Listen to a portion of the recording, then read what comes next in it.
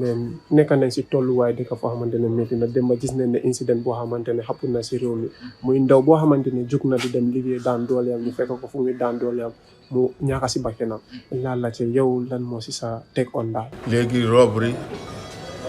is common occurrence sàcca is common occurrence bu yàggul rek Brufut Heights la nit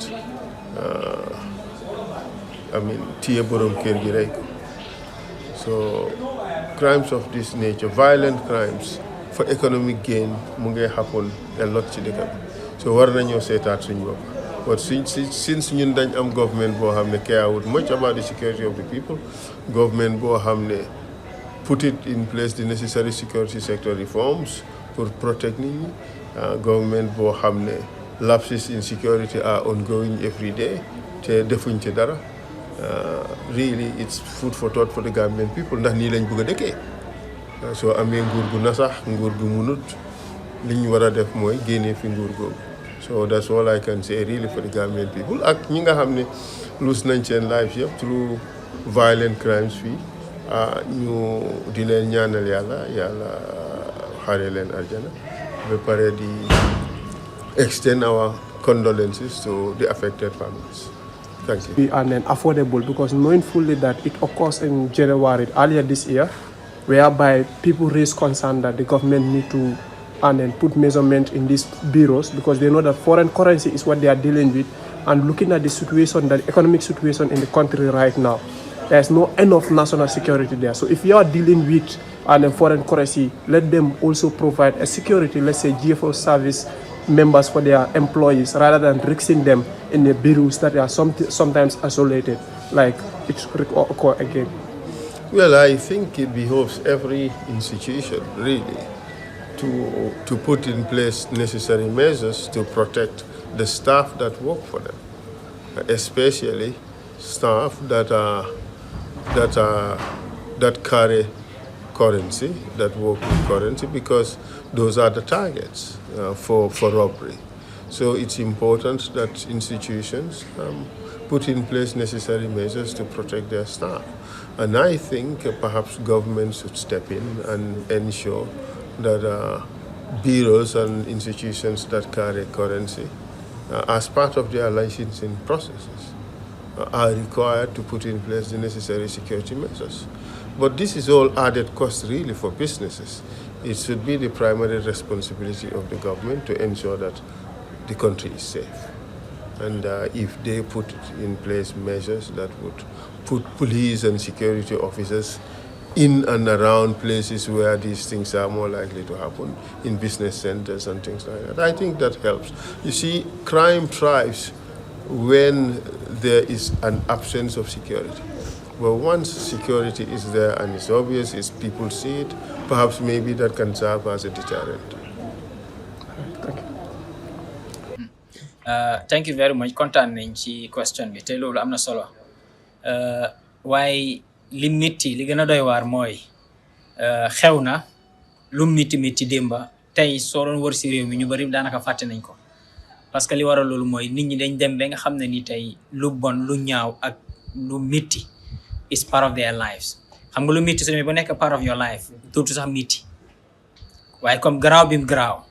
léegi tey bii du first du second right coow li nga xam ne moo xewoon Westfield ba tey pareegut so ñu beneen xale ñu mën koo jël rey noonu so lii ñëw xew mooy in fact dafa am a negative impact si financial sector bi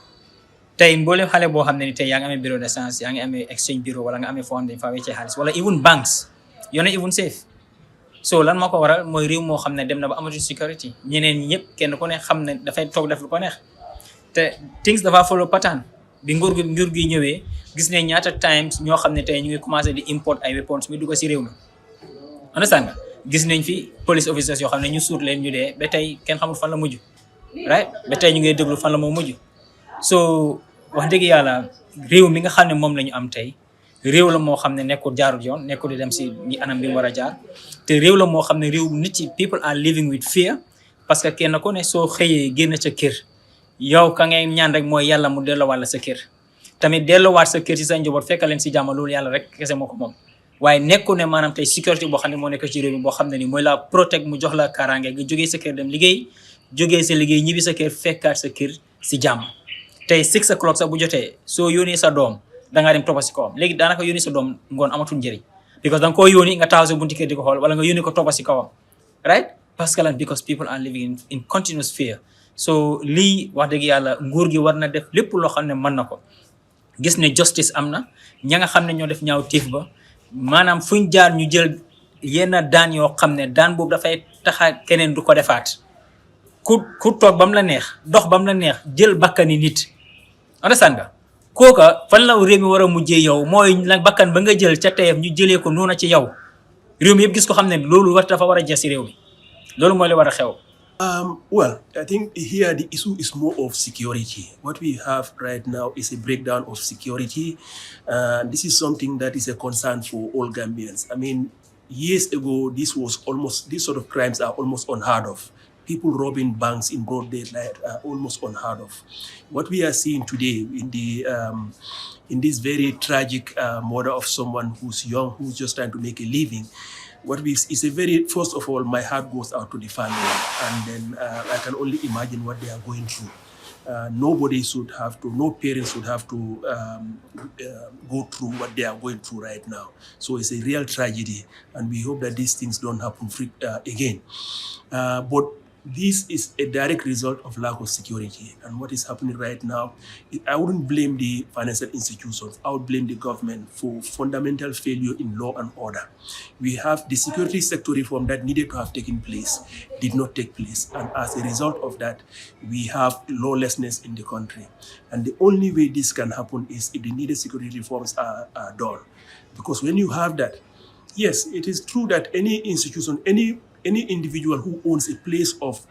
business or working order, you are responsible for minimal security, but it shouldn't be anything more than a lock on your door.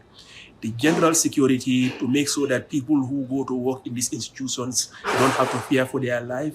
that is the responsibility of the government. And here the government has failed the people.